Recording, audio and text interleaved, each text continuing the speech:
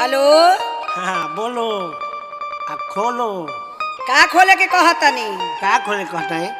अरे समाचार न खोले कहते हो। समाचार तो ठीक बा, रउआ नहीं जान के आज सखी के बराती हो, सस समर के रउआ आवे के बा। आ ध्यान से सुनी सूंघी सुनी, रउआ बहिरे कहाँ हई? खबरदार कहलू तो कहलू हम ही रहने है। हम जादो जी है जादो जी।